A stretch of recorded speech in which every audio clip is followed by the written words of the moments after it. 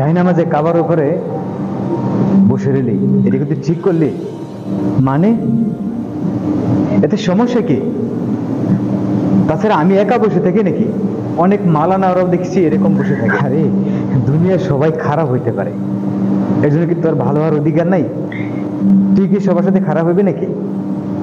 আচ্ছা এত পেঁচাপেচি কেন করছিস রে? তোর সমস্যাটা কি সেটাকে বলতো। আমার কোনো সমস্যা না, আমার হৃদয়ে লাগে রে। কেউ যদি কোনো জায়নামাজে কাবার উপরে বসে থাকে, আমার হৃদয়ে খুব লাগে রে।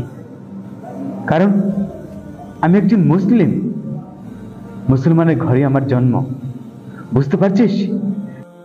একজন মুসলিম হয়ে তোর কি কোনো অনুভূতি জাগে না?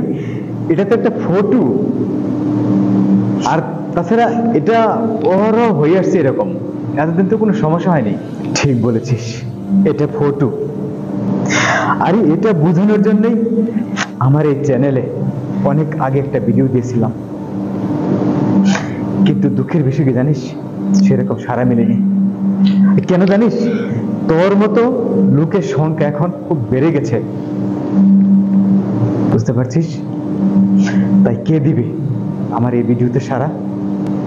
একটা কথা জিজ্ঞেস করি তোকে, ধর তুই বাড়ি যাওয়ার পথে দেখতে পারলি কোনো এক হিন্দু ছেলে কাবা শরীফের একটা ফটোকে পা দিয়ে অপমান করছে, আল্লাহ মাফ করুন, তুই কি করবি তখন? আমি তার পা ভেঙে হাতে ধরিয়ে দেব। বাহ ওমর, বাহ, চমৎকার কথা, একজন খাঁটি মুসলমানের মতো কথা।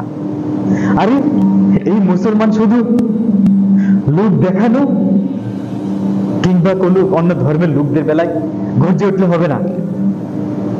একজন খাঁটি মুসলমান আগে তার নিজের বিবেককে নিয়ে চিন্তা করে, তার নিজেকে চেনা জানার চেষ্টা করে।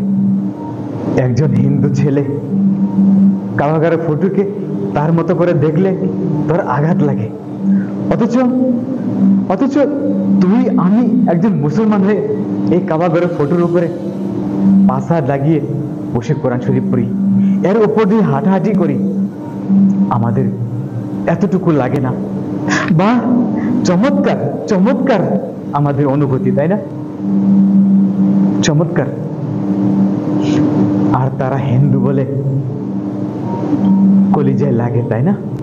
আরে তোর যে ভাবনা, এই ভাবনা থেকে এই সমাজে ভেদাভেদ সৃষ্টি করে, তোর এই ভাবনাতে এই সমাজে দুষ্পন পয়দা করে, যা একজন মানুষ হিসেবে আমাদের এটা করা উচিত নয়। একজন মুসলমান হিসেবে আমাদের এটা করা ঠিক না। সানি, তুই আমারে মাফ করে দে। আসলে আমি এতটা গভীর ভাবে কোনোদিন ভেবে দেখি না রে, কোনোদিন ভেবে দেখিনি। তাছাড়া এবার বলতো, সত্যিকার অর্থে এসব থেকে আমরা কি করে মুক্তি পেতে পারি, এসব কি করে বন্ধ করতে পারি? তাহলে শোন, যে বা যারাই তৈরি করুক, ব্যবহার কিন্তু আমরা মুসলিমরাই করে থাকি। আমরা সবাই, যেমন তোর পক্ষ থেকে তুই, আমার পক্ষ থেকে আমি, এভাবে সবাই এগুলো বয়কট করি আর বাজার থেকে না কিনি, ব্যবহার বন্ধ করি, তাহলে ছোট ছোট ব্যবসায়ী থেকে শুরু করে উৎপাদন সবই বন্ধ হয়ে যাবে একদিন, সবই বন্ধ হতে বাধ্য হবে। বুঝতে পারলি? তুই ঠিক বলেছিস রে। আজ থেকে আমরা প্রতিজ্ঞা করব, মক্কা মদিনাওয়ালা জায়নামাজ বয়কট করব, ব্যবহার বন্ধ করব। ভিডিওটি বেশি বেশি শেয়ার করে সকল মুসলমানদেরকে এই বিষয়ে সচেতন করে তুলব ইনশাআল্লাহ।